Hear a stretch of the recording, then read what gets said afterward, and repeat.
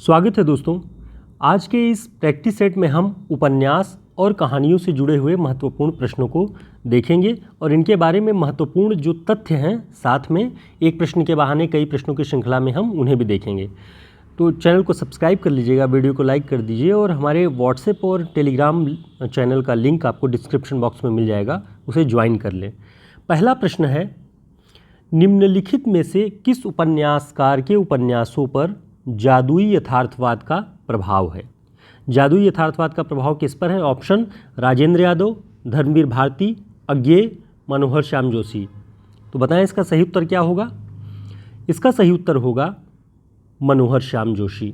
मनोहर श्याम जोशी के उपन्यासों पर जादुई यथार्थवाद का प्रभाव बताया जाता है। अब इसके बारे में कुछ महत्वपूर्ण जो पॉइंट हैं वो भी हम देखेंगे कि बच्चन सिंह ने क्या लिखा हुआ है।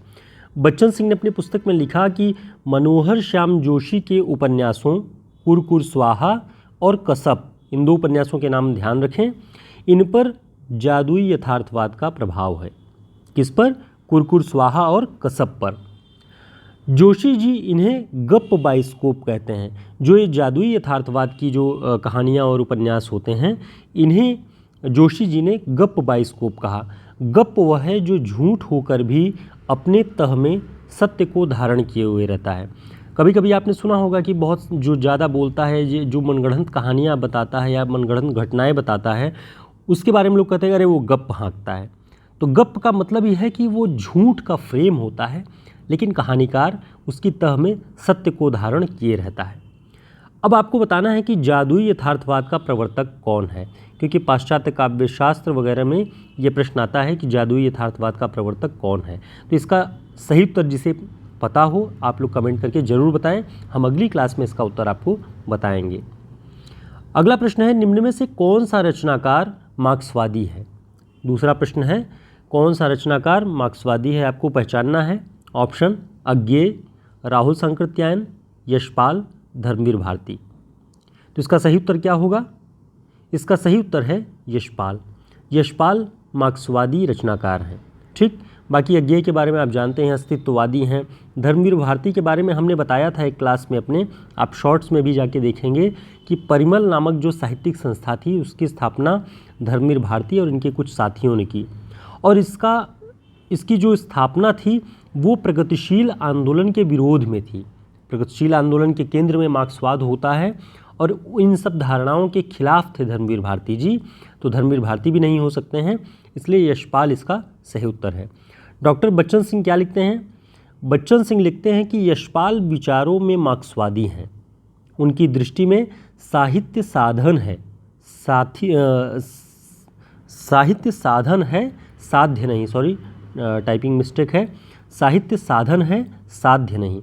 यानी साहित्य को एक साधन बना के अपने उद्देश्यों की पूर्ति मार्क्सवादी रचनाकार करते हैं। जो उनका उद्देश्य होता है, जिस उद्देश्य के लिए, जनता के व्यापक हित के लिए जो साहित्य रचा जाता है, उसमें साहित्य साधन होता है, साध्य नहीं होता है। यानी साहित्य उद्देश्य नहीं बनता है बल्कि साधन बना रहता है।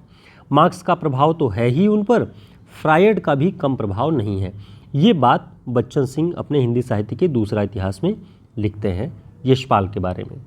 दोस्तों, इस तरह के बहुत सारे प्रैक्टिस सेट जो परीक्षाओं की दृष्टि से बहुत उपयोगी हैं, ये आपको हिंदी साहित्य के शॉर्ट नोट्स में मिल जाएंगे। आप इसे PDF फॉर्म में या प्रिंट बुक के रूप में भी प्राप्त कर सकते हैं। हमारे इस व्हाट्सएप नंबर पर संपर्क करके आप सभी के लिए काफ़ी उपयोगी प्रैक्टिस सेट है।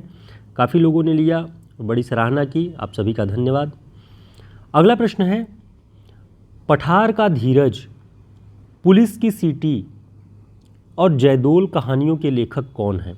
पठार का धीरज, पुलिस की सीटी और जयदोल। ऑप्शन अज्ञेय, मोहन राकेश, कृष्णा सोबती, जैनेन्द्र। तो इसका सही उत्तर क्या होगा?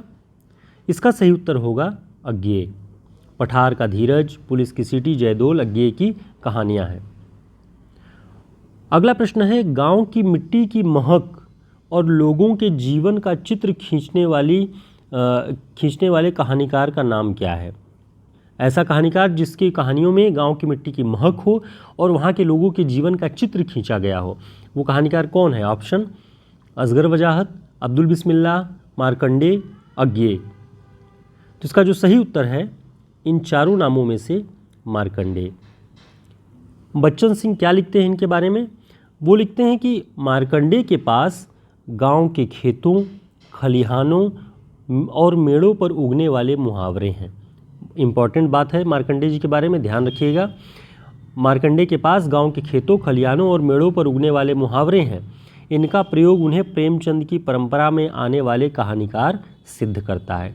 ये बच्चन सिंह लिख रहे हैं। दोस्तों मेरा प्रयास है कि जो भी हिंदी साहित्य के इतिहास की महत्वपूर्ण पुस्तकें हैं उनमें किसी रचनाकार के बारे में, किसी रचना के बारे में क्या कहा गया है वो आप जानें, और इन प्रश्नों के माध्यम से, शॉर्ट नोट्स के माध्यम से, शॉर्ट पॉइंट्स के माध्यम से आप जानेंगे तो आपको ये हमेशा याद भी रहेगा। आपके पास समय न हो पुस्तकों को पढ़ने का, फिर भी ये आपकी काफ़ी मदद करेंगे।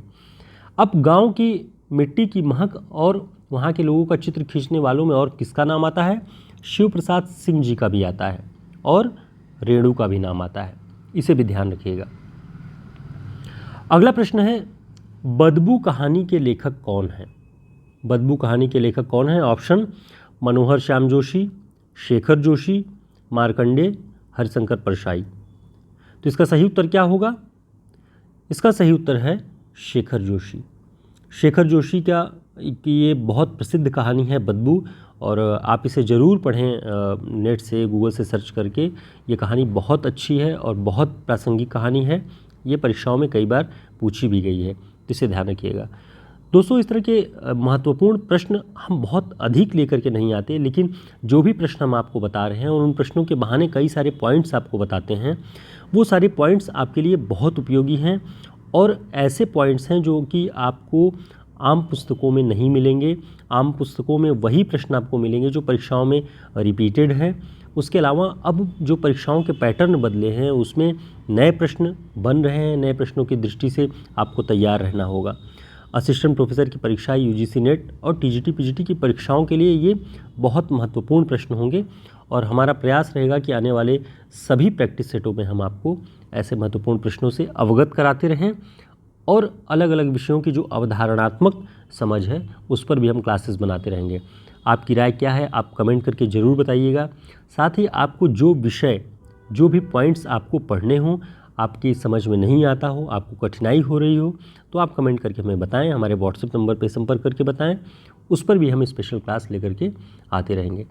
फिर मिलते हैं एक नए वीडियो में, तब तक के लिए नमस्कार, शुभकामनाएं।